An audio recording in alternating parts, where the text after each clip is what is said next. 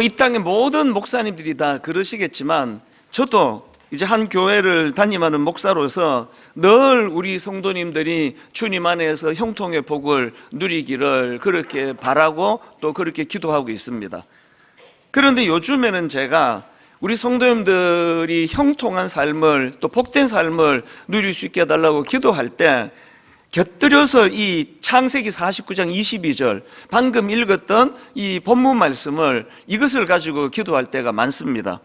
요셉은 무성한 가지 곧 샘 곁에 무성한 가지라 그 가지가 담을 넘었도다. 이 말씀은 아버지 야곱이 이제 죽음을 앞두고 있습니다. 그 아버지의 애틋한 마음으로 12 아들들에게 축복의 예언을 하고 있는데요, 그 중에 너무나 사랑했던 이 아들 요셉에게 주었던 그 축복의 내용, 이게 창세기 49장 22절 말씀입니다. 제가 이 말씀을 묵상을 할 때마다 저 역시도요, 제 자녀, 우리 집에서 자라는 자녀들은 물론이고 우리 모든 성도님들 또 성도님들의 자녀까지 참 창세기 49장 22절 오늘 이 본문의 말씀이 그대로 임하고 구현되는 그런 복을 누리면 좋겠다, 그런 생각을 하는데요. 왜 그런 생각을 하는가 하니까 여기 보면은 요셉의 삶이 열매를 많이 맺는 풍성한 삶이라는 거예요. 열매를 많이 맺는 풍성한 삶을 요셉이 살 것이라고 아버지가 참 복을 빌며 예언을 하는데요, 여기에 두 가지 굉장히 중요한 내포되어 있는 메시지가 있습니다. 요셉이 풍성한 열매 맺는 삶을 그렇게 살아가고 있는데 그 열매 맺는 요셉의 삶에 어떤 특징이 있냐 하니까 두 가지 특징이 있는 겁니다. 첫 번째가 샘 곁에 무성한 가지라는 겁니다. 22절을 다시 한번 보십시오. 요셉은 무성한 가지 곧 샘 곁에 무성한 가지라. 이게 어떤 의미를 가지고 있는가 하면은 요셉이 어떻게 이렇게 풍성한 열매를 맺는 삶을 살게 됐나 하니까요, 요셉의 존재 자체가 그의 삶이 그 물의 공급을 많이 받는 그 샘 곁에 있는 나무 같기 때문이라는 겁니다. 이 비슷한 표현이 시편 1편 3절에도 나오지 않습니까? 그는 시냇가에 심은 나무가 철을 따라 열매를 맺으며 그 잎사귀가 마르지 아니한 같으니 그가 하는 모든 일이 다 형통하리로다. 아니, 저 사람은 어떻게 이렇게 형통하지? 그 사람이 똑똑한 게 아니고요, 그는 이 마르지 않는 샘 같은 주님 곁에 그 인생이 둥지를 트고 있기 때문에, 그렇게 뿌리를 내리고 있기 때문에, 그래서 이 요셉의 풍성한 삶의 특징은 샘 곁에 무성한 가지라는 게, 샘 곁에 무성한 가지, 이거는 하나님과의 친밀감, 이걸 표현하는 거거든요. 우리가 하나님 가까이에서 그분의 영향을 받고 사는 샘 곁에 무성한 가지, 이런 복이 저와 여러분 그리고 우리 자녀들에게 있기를 원한다는 것입니다. 예레미야 17장 7절 8절에서도 비슷한 말씀이 나옵니다. 그러나 무릇 여호와를 의지하며 여호와를 의뢰하는 그 사람은 복을 받을 것이라. 그리고 8절이요, 그는 물가에 심어진 나무가 그 뿌리를 강변에 뻗치고 더위가 올지라도 두려워하지 아니하며 그 잎이 청정하며 가무는 해에도 걱정이 없고 결실이 그치지 아니함 같으리라. 여기 이 말씀의 시작이 그러나로 시작하잖아요.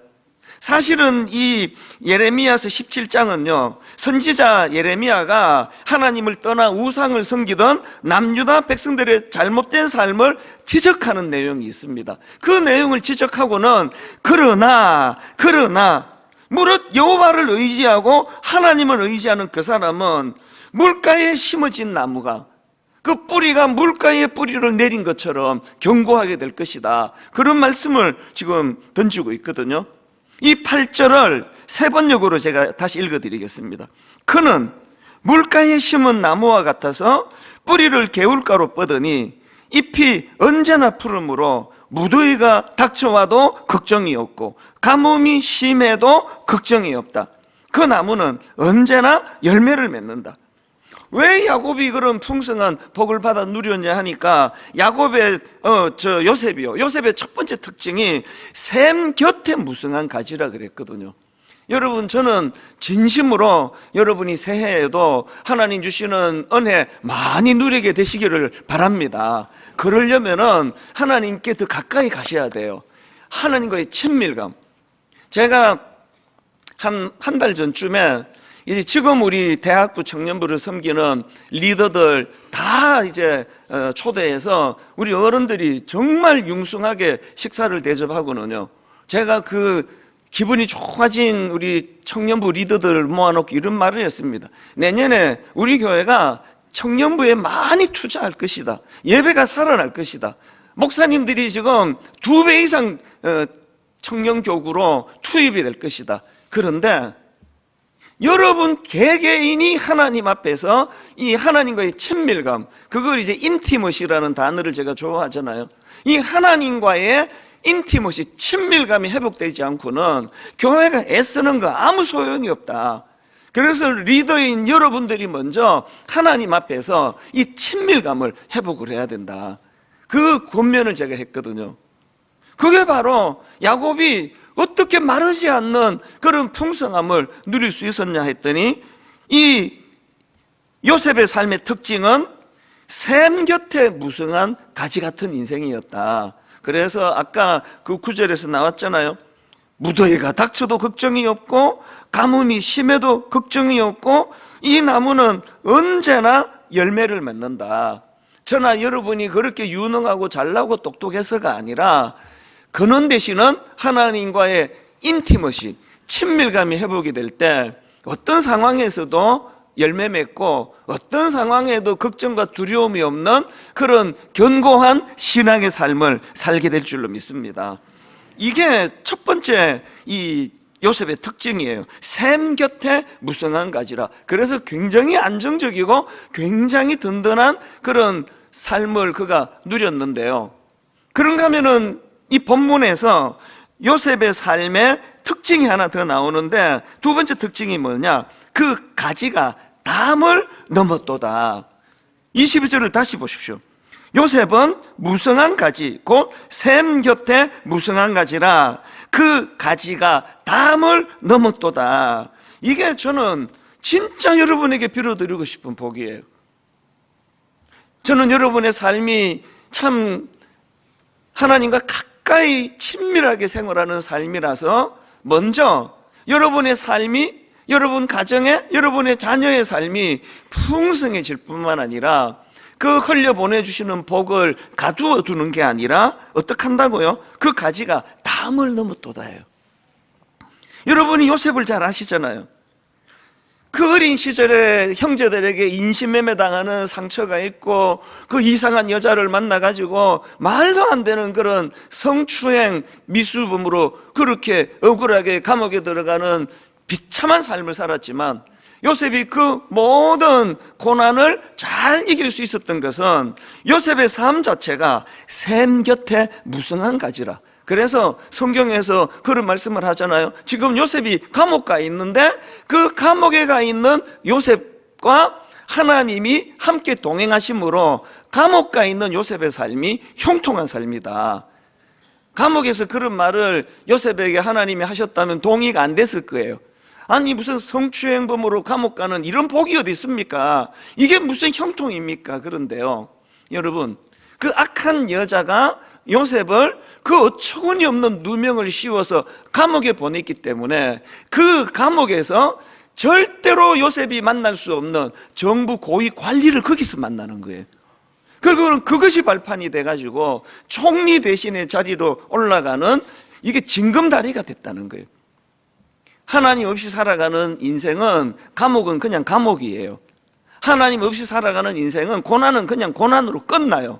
그런데 이 요셉이 누렸던 샘 곁에 무성한 가지의 삶을 살면요, 여러분이 겪는 아픔, 여러분이 당하는 억울한 누명, 여러분이 겪고 있는 상한 마음들이 오히려 하나님의 형통의 재료가 되는 줄로 믿으시기를 바랍니다.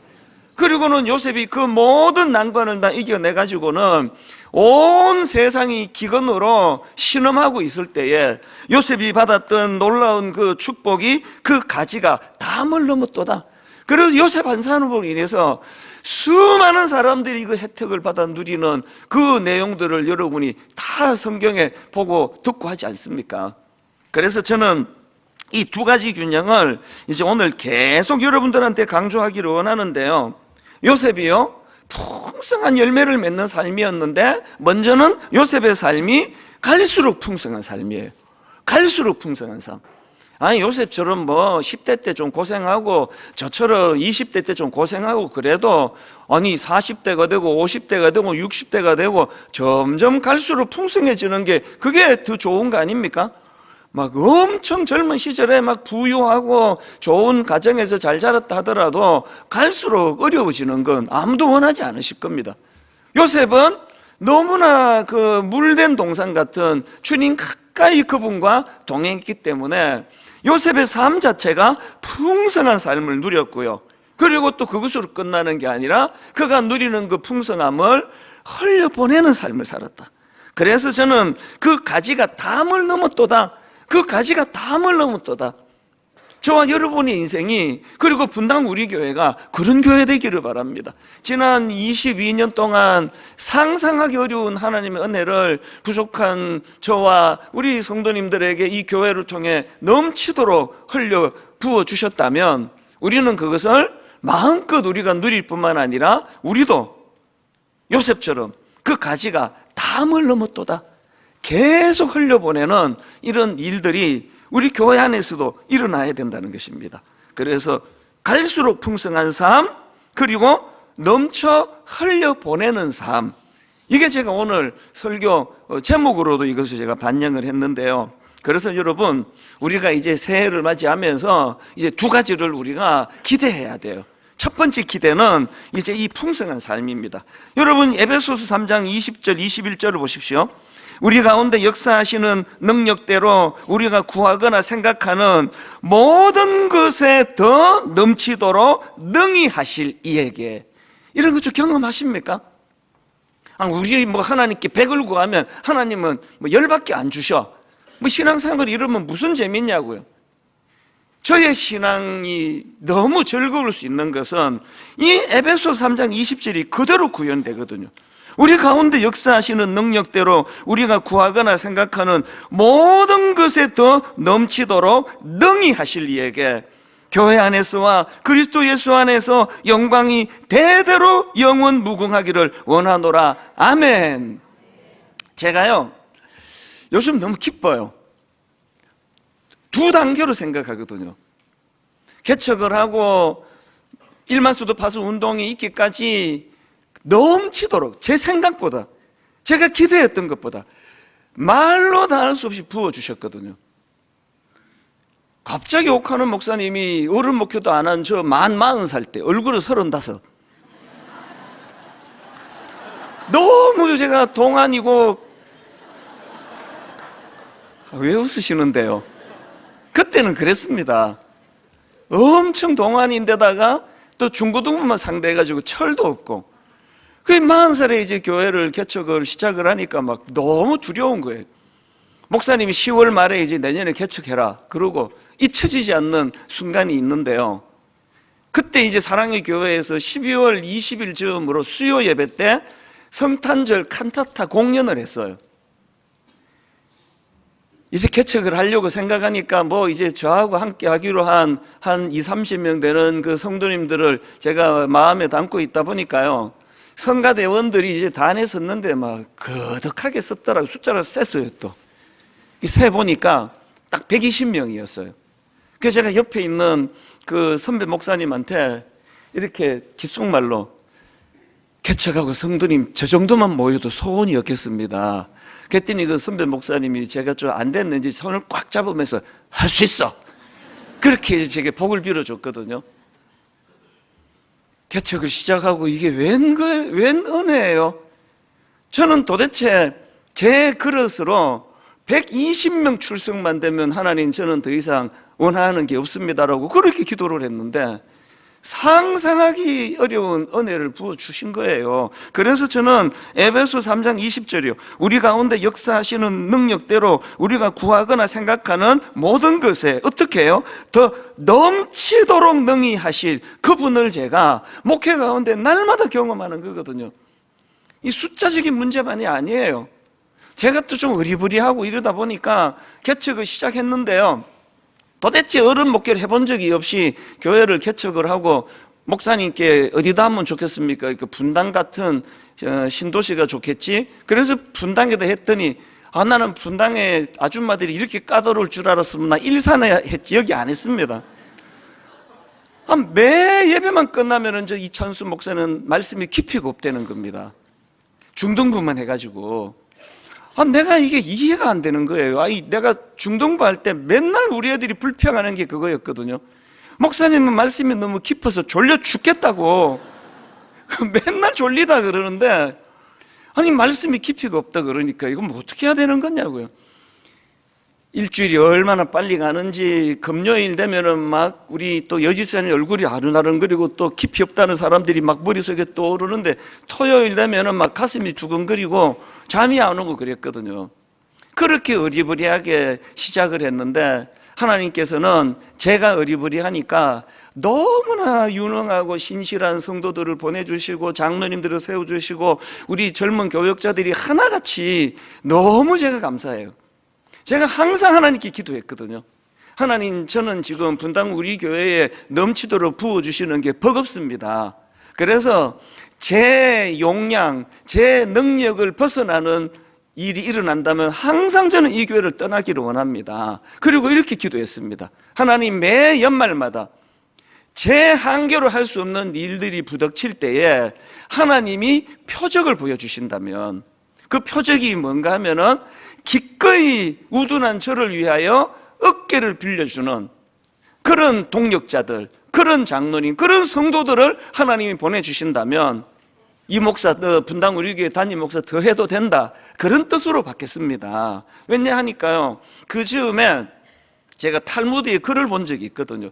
거인은 자기가 큰 사람이 아니래요. 거인은요, 자기를 위하여 기꺼이 어깨를 빌려주는 사람을 만난 그 사람이 거인이래요. 그래서 제가 그렇게 기도했죠. 하나님, 저는 우둔합니다.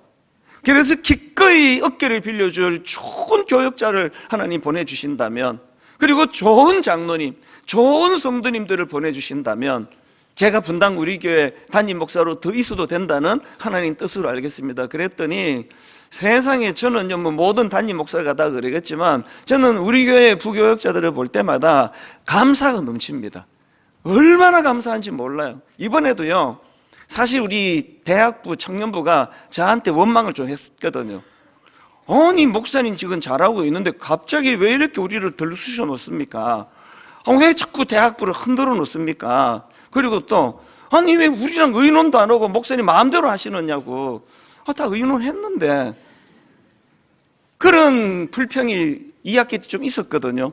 그러나 저는 자신이 있었습니다. 왜? 하나님이 표적을 봤거든요. 너무나 유능한 교역자들을, 너무나 청년을 사랑하는 교역자들을 계속 보내주시는 거예요.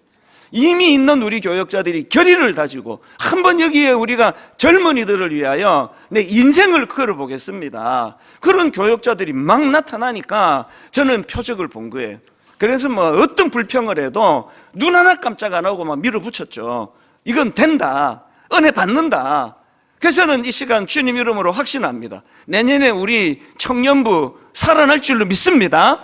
내년에 우리 3040 세대가 회복이 일어나는 역사가 있을 줄로 믿습니다.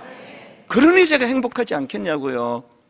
그리고 1만 성도 파송 운동 이후로 골다공증 걸린 것처럼 너무나 신실했던 우리 평신도 지도자들 한 70, 80%가 나가고 대학부 청년부 리더들 80%가 나가가지고 너무나 혼미한 시간을 제가 솔직히 보냈거든요.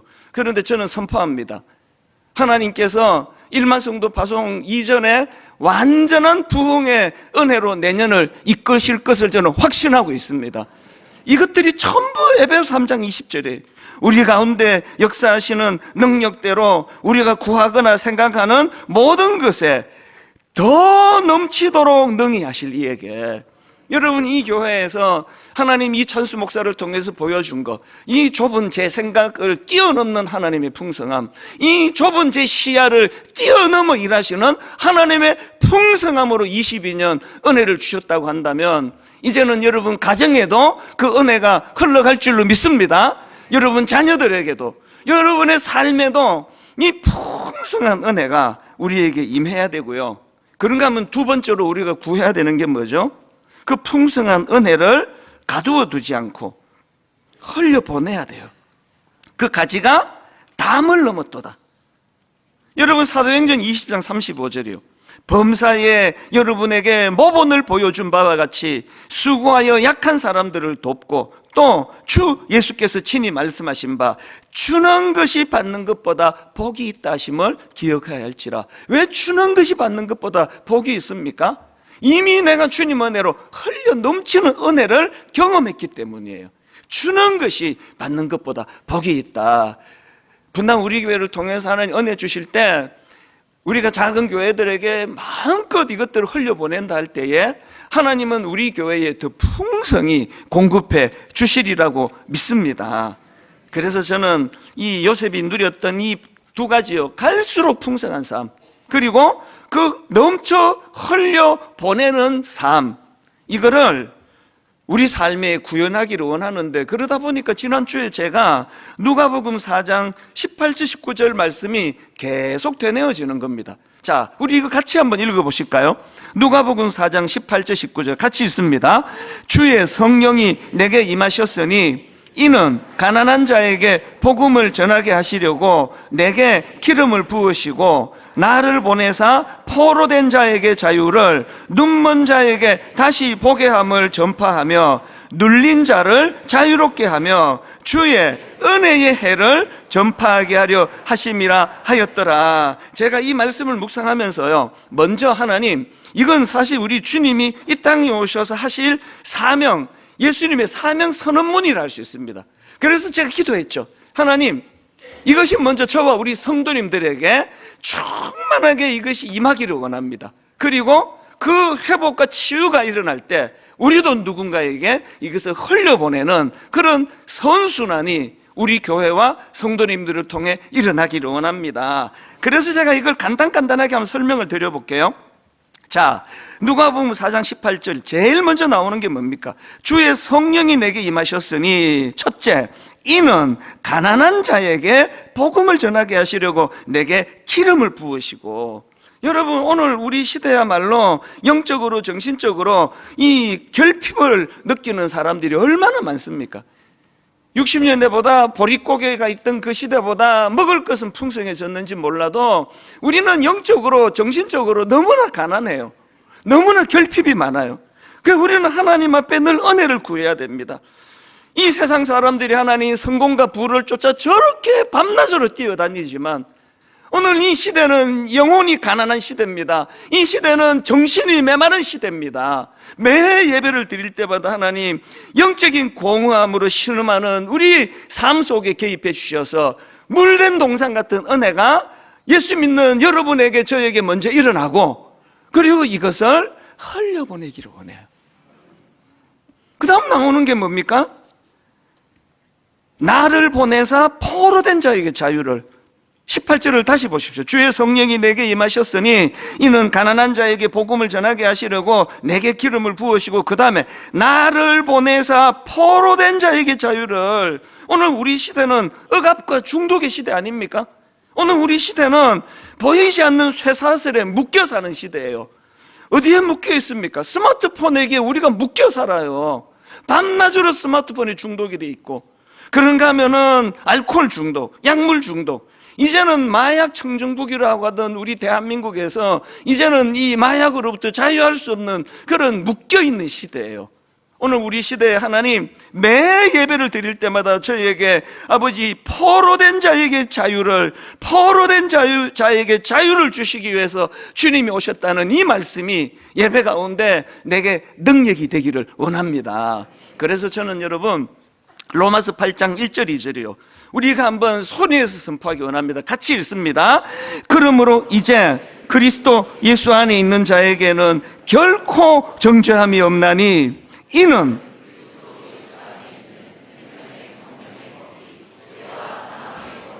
너를 해방하였습니다. 여러분, 예배 때마다 포로된 자에게 자유를, 여러분 우리를 해방시켜 주셨는데 무엇으로부터요? 정죄함으로부터예요.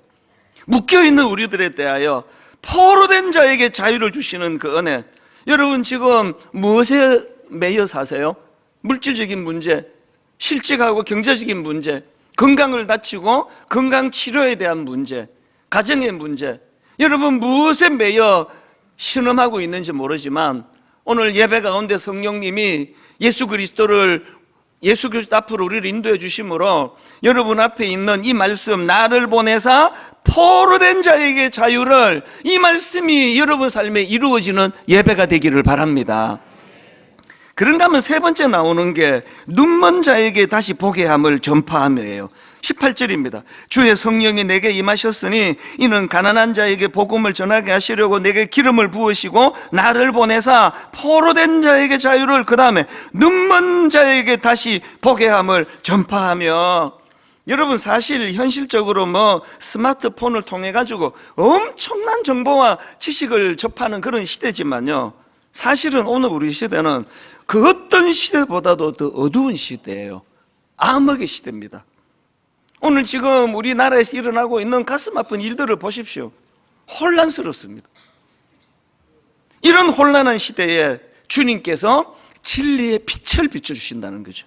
요한복음 8장 12절, 예수께서 또 말씀하여 이르시되 나는 세상의 빛이니 나를 따르는 자는 어둠에 다니지 아니하고 생명의 빛을 얻으리라. 예배 가운데 지난 한 주간 엉뚱한 길로 가고 헷갈리고 방황하고 이랬던 모든 성도님들이 예수 그리스도가 비춰주시는 여러분 인생의 아름다운 빛이, 여러분이 다시 원래의 자리로 돌아오는 그런 은혜가 예배 가운데 일어나게 되기를 바랍니다. 마지막 네 번째로는 눌린 자를 자유롭게 하고 해요.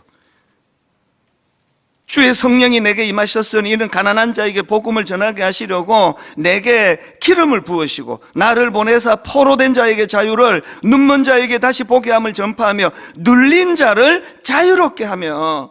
주변을 둘러보면은요, 영적으로 눌린 사람이 너무 많아요. 어떨 때는 목사인 저도 눌림을 많이 받아요. 많이 눌려요. 왜? 제가 감당할 수 있는 목회가 아니기 때문이에요. 토요일을 주로 많이 눌려요. 막 숨쉬기가 어려울 때도 있습니다. 그럴 때마다 저는 하나님께 구하죠. 예수 그리스도가 사명 선언문을 통해 주셨던 말씀처럼 아버지, 종이 너무나 무거운 짐을 지고 눌릴 때마다, 이것 때문에 마음에 두려움이 있을 때마다 하나님께서는 요한복음 8장 32절이요. 1절부터 읽어드릴게요. 그러므로 예수께서 자기를 믿는 유대인들에게 이르시되 너희가 내 말에 거하면 참으로 내 제자가 되고 그 다음에 진리를 알지니 진리가 너희를 자유롭게 하리라. 예배를 드리고 나면 그 자유를 저는 하나님이 저에게 주시거든요. 오늘 눌림을 가지고 살아가는 우리 성도님들에게 진리 되신 주님이 여러분에게 자유를 선물하시는 은혜로운 예배가 되시기를 바랍니다. 근데 여기서 중요한 게 있는데요, 18절에 맨 앞에 나오는 이 말씀이에요. 예수 그리스도가 이 모든 일들을 감당하시는데 전제가 뭐예요? 주의 성령이 내게 임하셨으니에요. 예수 그리스도처럼 우리는 그 성령님을 의지하고 성령님과 더불어 함께 이 놀라운 사명을 주님이 감당하셨던 것처럼 분당 우리 교회는 성령님을 더 의지하는 교회가 되기를 바랍니다. 내 힘으로 하는 거 아니에요. 성령님, 늘 보혜사 성령님, 내 곁에서 나를 도와주시는 성령님, 인격적으로 저는 성령님을 인정해 드립니다. 저는 그럴 때, 저는 누워있을 때 가끔씩 그렇게 독백을 해요. 보혜사 성령님, 저를 아시지 않습니까? 내버려두면 길을 잃어버리고, 내버려두면 가위 눌리듯 부담을 가지고 눌리고. 그래서 어떨 때 우리 가족들이 제 눈치를 좀 봐요. 아빠 오늘 왜 이렇게 어두워요? 여보 뭐 교회 뭔 일이 있었어요? 뭐 교회는 맨날 뭔 일이 있는 곳이니까. 그렇게 얼굴이 무거워지고 이럴 때가 있다면 성령님 보혜사 되시지 않습니까? 제 곁에서 저를 도와주시는 성령님, 저희의 이 무거움을 주님께서 불쌍히 여겨주시기를 원합니다. 우리 교회는 자기의 의를, 자기의 실력을, 자기의 공로를 의지하는 교회가 아니라 분당 우리 교회는 성령님을 의지하는 교회가 되기를 바랍니다. 그래서 여러분, 이 은혜를 우리가 누려서 먼저 이렇게 주님의 은혜로 말미암아 우리 삶에 치유가 일어나고 회복이 일어나고 자신감을 회복하고 용기가 회복하는 일이 먼저 일어나고 그것이 회복됐을 때 흘려보내는 거예요. 저는 오늘 예배의 한 해의 마지막을요, 이 영상으로 드릴 수 있게 된 걸 저는 너무 감사하게 생각해요. 영상을 하나 준비했는데요, 올해부터 우리 교회가 추진하고 있는 꿈 넘어 꿈 프로젝트, 이제 1년에 한 지역씩, 첫 해에 이번에 경상도 지역, 내년에 전라도 지역, 그 다음에 충청도 지역, 강원도 지역, 제주도 지역, 수도권, 이 지역에 있는 미자리 교회를 포함한 작은 교회를 섬기는 프로젝트를 우리 29교회랑 분당 우리 교회가 지금 손을 맞잡고 250억이라는 큰 그 기금을 가지고 이 일을 하는 첫 해였는데요, 여러분 모르실 때 물밑에서 우리 교역자들이 수고를 많이 해줬어요. 뻔질나게 대구를 들락거리고 부산을 들락거리고 이제 내년은 뭐 이제 광주 지역을 또 전주 지역을 또 뻔질나게 들락거리겠죠. 그래서 17교회를 우리가 선정을 했는데요, 그 과정을 담은 영상입니다. 우리 화면으로 같이 영상을 보시고 이제 말씀을 마무리하도록 하겠습니다.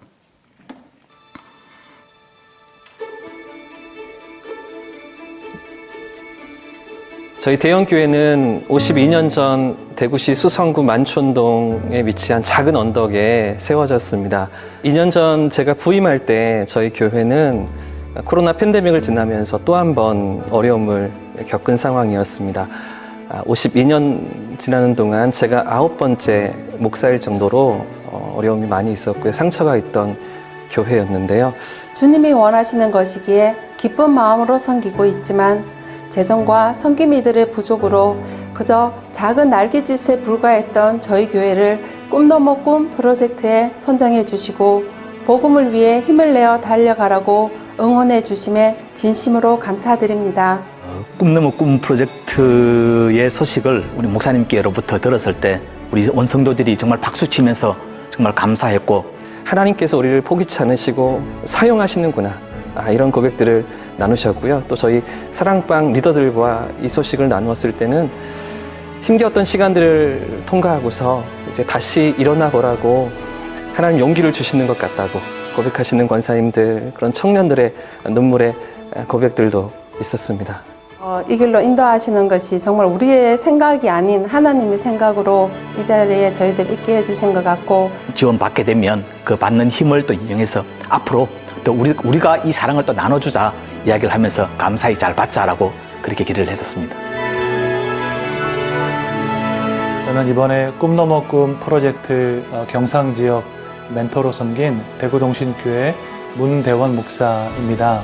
대구 경북 지역에 있는 많은 목사님들을 직접 뵙고 또 사역의 이야기를 들으면서 사실 큰 도전도 받고 감동도 많이 받았습니다. 한국교회 목사님들이나 성도님들이나 대부분 우리 교회, 내 교회 중심으로 사역할 때가 많이 있습니다. 하지만 예수님의 교회는 눈에 보이는 내 교회가 전부가 아니라 정말 이 나라에 있는 또 전 세계에 있는 많은 연약한 교회들을 포함하는 것을 배울 수 있었습니다. 하나님의 나라를 함께 세워가는 그런 연합과 동역의 교회가 될 수 있도록 힘써서 노력하겠습니다.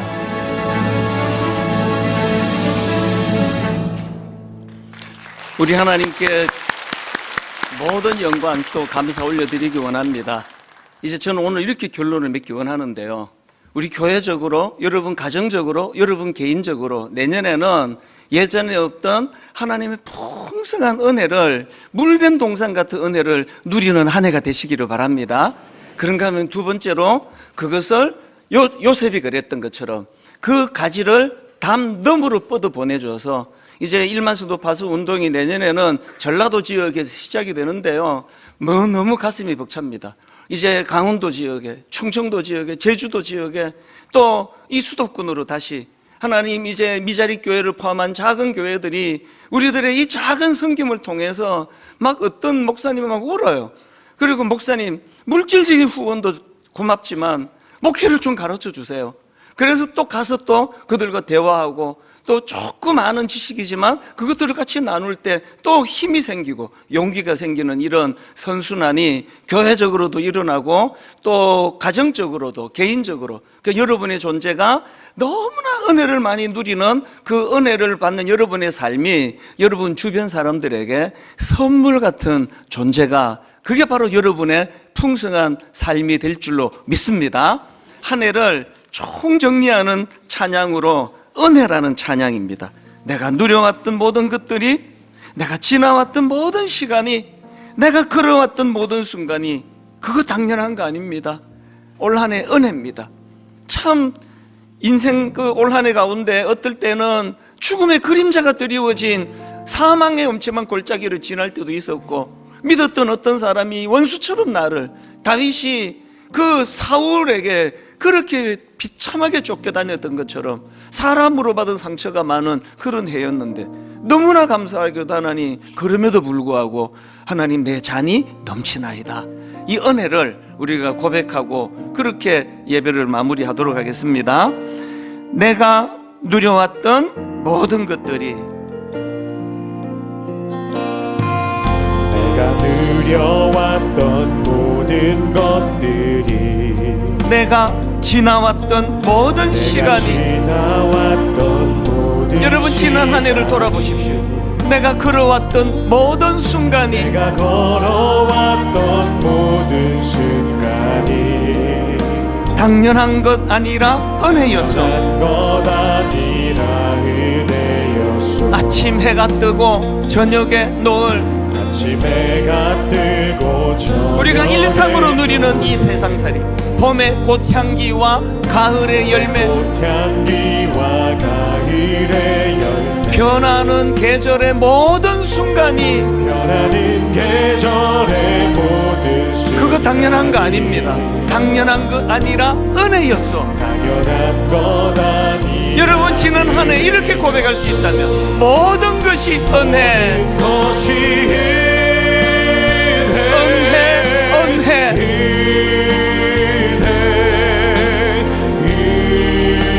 한없는 은혜,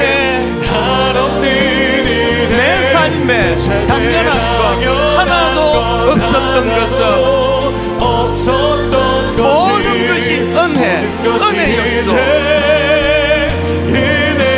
내가 이 땅에 태어나 사는 것, 내가 이 땅에 태어나 사는 어린아이 시절과 지금까지 어린아이 시절과 지금까지 숨을 쉬며 살며 꿈을 꾸는 삶, 숨을 쉬며 살며 꿈을 꾸는 삶, 당연한 것 아니라 은혜였소. 당연한 것 아니라 은혜였소. 내가 하나님의 자녀로 살며 내가 하나님의 이 시간 우리가 모여 오늘 찬양하고 예배하는 삶, 오늘 찬양하고 예배하는 삶, 복음을 전할 수 있는 축복이, 복음을 전할 수 있는 축복, 여러분 이거 당연한 거 아닙니다.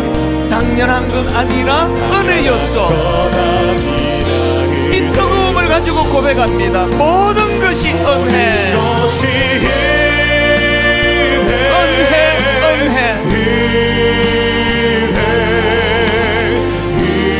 한없는 은혜, 내 삶에 당연한 것 하나도 없었던 것은 모든 것이 은혜였소. 우리가 자리에서 일어나셔서 모든 것이 은혜,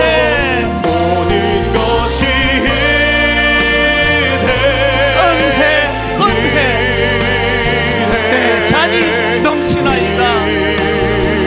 한없는 은혜, 내 삶에 당연한 것 하나도 없었던 것은 모든 것이 은혜였소. 살아계신 하나님 아버지, 지난 한 해 참 힘들었습니다. 어떨 때는 잠이 오질 않고 어떨 때는 자다가도 벌떡벌떡 깰 만큼 근심 걱정이 많았던 순간이 있었습니다. 그야말로 죽음의 그림자가 드리워진 골짜기를 지나는 것 같은 아픔과 두려움이 있을 때도 있었습니다. 그런데 하나님, 우리도 다윗의 그 전제처럼 여호와가 나의 목자가 되시기 때문에 그럼에도 불구하고 내게 부족함이 없습니다. 올 한 해 이렇게 고백해 드리는 한 해가 되도록 인도하여 주시옵소서. 맞이하는 새해에는 하나님 정말 주님 물된 동산같이 주님과 더 친밀감을, 주님께 더 가까이 나아가는 한 해가 되도록 도와주시고, 그래서 요셉이 누렸던 그 풍성함을 갈수록 풍성해지는 은혜를 누리게 하시고, 그 주신 은혜를, 그 기쁨을 마음껏 누리고 또 이것을 흘려보내는 한 해가 되게 하여 주시옵소서. 교회적으로, 가정적으로, 우리 개인의 삶에 내가 오늘 이 자리에 있는 것, 분당 우리 교회가 이 자리에 있는 것이 누군가에게는 이것이 선물이 되게 하여 주시옵소서. 많이 흘려보내는 자에게 하나님께서 더 많이 공급해 주시는 줄 믿사오니 이 한 해 그 은혜로 마무리하고, 그리고 맞이하는 이 한 해를 이 꿈으로 시작하도록 인도하여 주시옵소서.